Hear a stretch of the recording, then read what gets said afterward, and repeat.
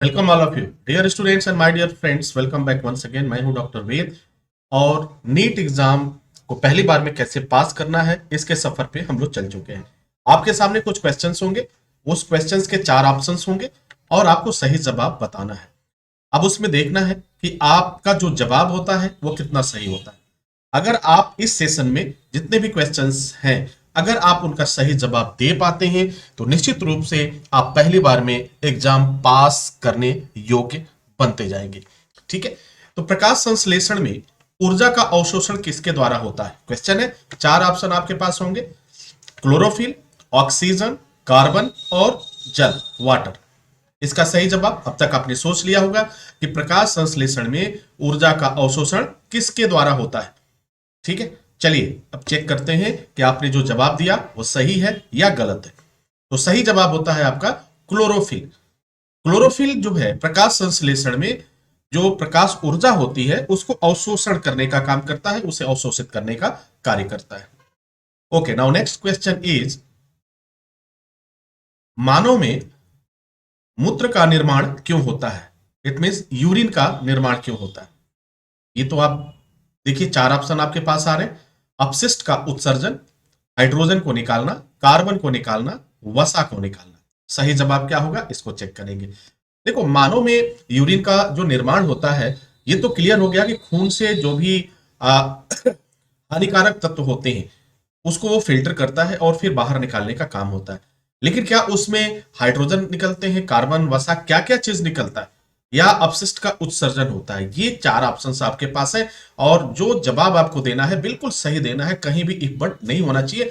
तो इसका सही जवाब होता है, अब तक आपने सोच लिया होगा, अब इसे चेक करेंगे कि आपने जो सोचा, जो ट्रिक किया वो सही जवाब है या नहीं। तो इसका सही जवाब होता है क, यानी मानव में मूत्र का निर्माण अपशिष्ट का उत्सर्जन, यानी क सही है। अपशिष्ट पदार्थ, अपशिष्ट में क्या होता है, नाइट्रोजन हो जाएगा।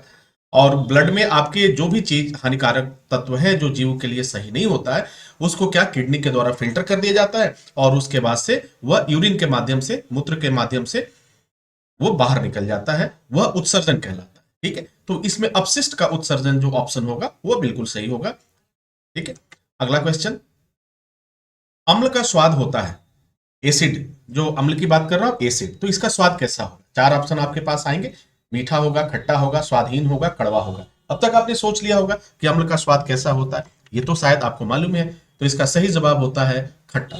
तो अम्ल का स्वाद हमेशा खट्टा होता है। चलिए तो अगले क्वेश्चन की तरफ चलते हैं।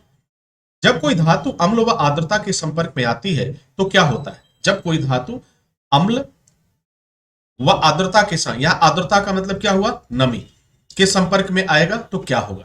अब देखिए, चार ऑप्शन आपके पास होगा, वह मजबूत हो जाएगा, कमजोर हो जाएगा, खराब हो जाएगा या संचारित हो जाएगा। क्या होगा? सही जवाब क्या है इसको चेक करेंगे, क्योंकि अब तक आपने सोच लिया होगा और आपका सही जवाब है संचारित होगा।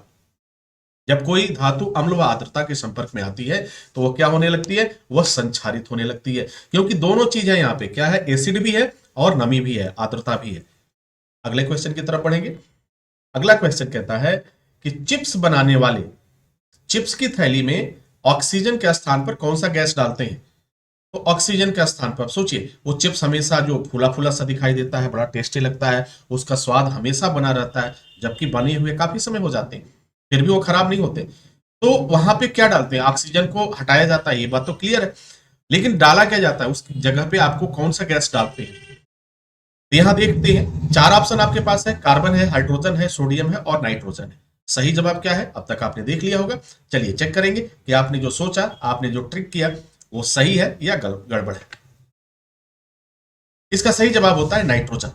यानी चिप्स बनाने वाले चिप्स की थैली में ऑक्सीजन को हटा करके नाइट्रोजन डालते हैं। क्यों डालते हैं? क्योंकि नाइट्रोजन जो है कम सक्रिय गैस है। ऐसे ऐसे गैस जो कम सक्रिय होते हैं, ठीक है, तो उसको डाल दिया जाता है जिससे कि लंबे समय तक वह ताजा बना रहता है वह खाद्य पदार्थ। आगे चलेंगे। क्षारक का स्वाद होता है। अब क्षारक का स्वाद, चार ऑप्शन आपके पास आ गया, मीठा, खट्टा, कड़वा और स्वादहीन। तो क्षारक का स्वाद क्या होगा? चार ऑप्शन में से आपने सोच लिया होगा। चेक करेंगे कि आपका जवाब सही है।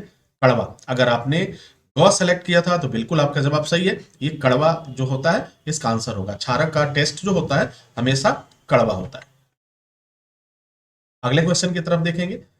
वे अभिक्रियाएं जिनमें अभिकारकों के बीच आयनों का आदान प्रदान होता है कहलाता है। यानी वे केमिकल रिएक्शन जिनमें अभिकारक जो है का आदान प्रदान हो रहा है, किसका? आयन का आदान प्रदान हो रहा है, तो क्या होगा? 4 ऑप्शन आपके पास है, विस्थापन, संयोग, अनुच्छरण और द्विविस्थापन। ठीक है, अब तक आपने सोच लिया कि आपका सही जवाब क्या है। चेक करेंगे कि आपका जवाब सही है या गलत। तो आपका सही जवाब होता है द्विविस्थापन। यदि आपने घ को टिक किया था तो बिल्कुल सही आंसर है। तो जब किसी अभिक्रिया में अभिकारकों के बीच आयन का आदान प्रदान होगा तो वह द्विविस्थापन कहलाएगा। क्या कहलाएगा? द्विविस्थापन कहलाएगा। ओके, तो डियर स्टूडेंट, इस तरह के क्वेश्चंस आंसर्स आपके साथ में शेयर करता रहूंगा, लेकर आता रहूंगा, क्योंकि मकसद है आने वाले नीट एग्जाम को पहली बार में पास करना। उम्मीद करता हूं कि ये सब जानकारियां आपके लिए काफी फायदेमंद साबित होगी। इसी के साथ इजाजत चाहेंगे, नेक्स्ट वीडियो में हाजिर होंगे। तब तक के लिए wish you all the best. Thank you for watching, thank you for learning.